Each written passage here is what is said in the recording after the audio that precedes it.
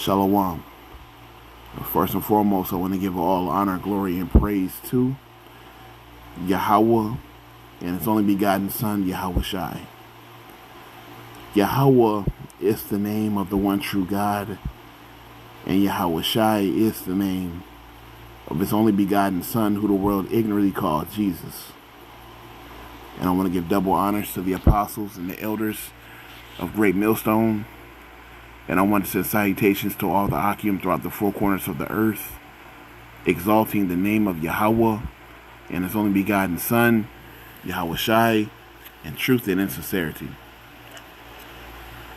Alright, so I was scrolling on YouTube, and I happened to see the title of a video from the brother Yakal, and it said, basically said, when the Lord returns, what will you be caught doing? Basically. And I didn't watch the video, but it just sparked my brain on that title, basically. And I thought about it like when the Lord returns, what do you want to be doing when He does? The scriptures talk about give attendance to reading, until I come. Reading, teaching, things that are spiritual. You don't want to get caught doing things that are unrighteous or wicked in the sight of the Lord. You don't want to be straddling the fence. Brothers go through certain shit, at certain times, man. You don't want to be, indecisive, when the Lord comes back, is He coming back? Is He not?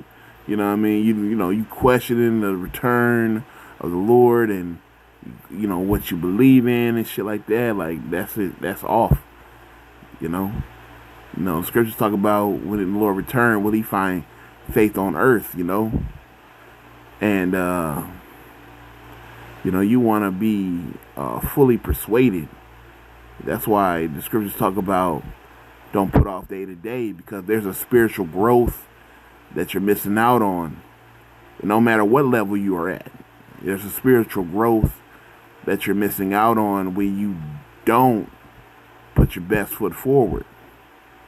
You could be missing something. You are missing something. You are missing some type of game, So, you just want to be on point and on the right track when the Lord returns. All right? So this is Revelations 16 and 15. It says, "Behold, I come as a thief. Blessed is he that watcheth and keepeth his garments, lest he walk naked and they see his shame." All right? So being naked is like not being spiritually grounded. All right? Basically getting caught lacking. All right? Because, you walking around in the congregation of the dead. Like, how are you walking around when you're, you're alive?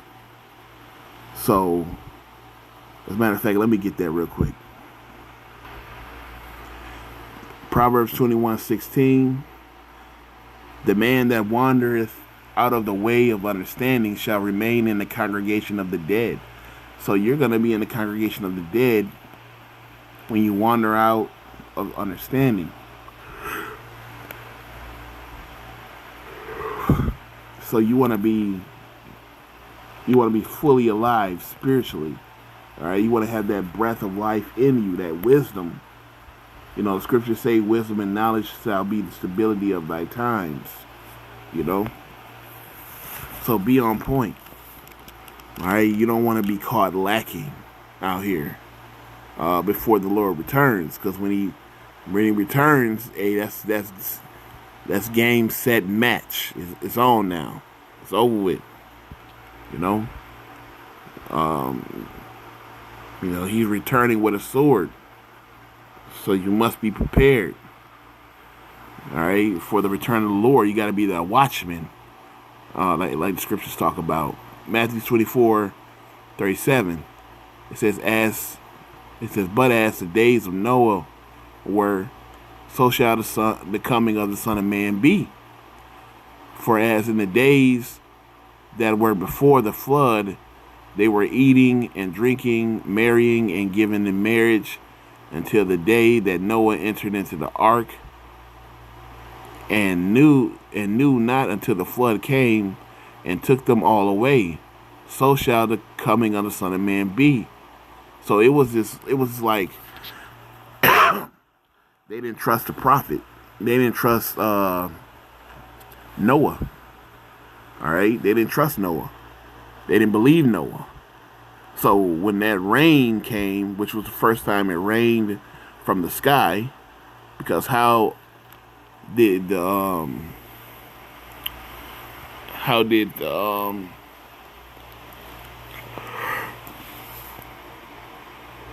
Salakia, how did things grow with water? It was through the dew of the field.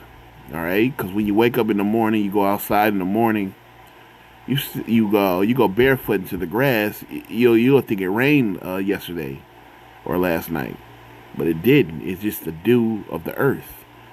So it was basically how things were able to nurture through moisture, and saying that's how you were able to water the grass in the field and trees and things of that nature. It would still be able to grow. It had sun and had water, but it never rained from the sky. And basically Noah told them that water was going to come from the sky, and they didn't believe it, and because they never seen it. And then it happened, and it's just going to be like that again. Like the scriptures say, in the last days, it's going to be like a day like never before. So these people are never going to see what's coming down the pipe now. Spirits created for vengeance and all kind of shit. It's just going to be crazy. All right? But as of now, people are doing the same thing as they did in the days of Noah. Eating, drinking, marrying, they got 10-year plans and shit. They're not looking for the return of the Lord or praying for it. They can care less, truly. All right? But before the Lord returns, you don't want to be, as I said, you don't want to be lacking. Luke 18:8. And it says, I tell you that he will avenge them speedily.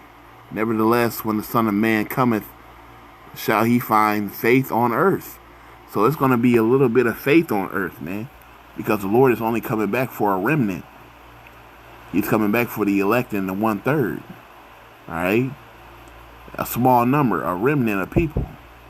So the Lord's coming back for those that were faithful and true. All right? Those that believed. All right? And stayed down. All right? So when the Lord returns, he's going to find faith on earth. Yeah, he will, from those that were faithful. All right? Those that stay true to the end. The scripture says, he that endures to the end shall be saved. All right? The meek shall inherit the earth. All right? So the humble and the true are going to make it. All right? So with that, all honor, glory, and praise to Yahweh Bahashem Yahushai.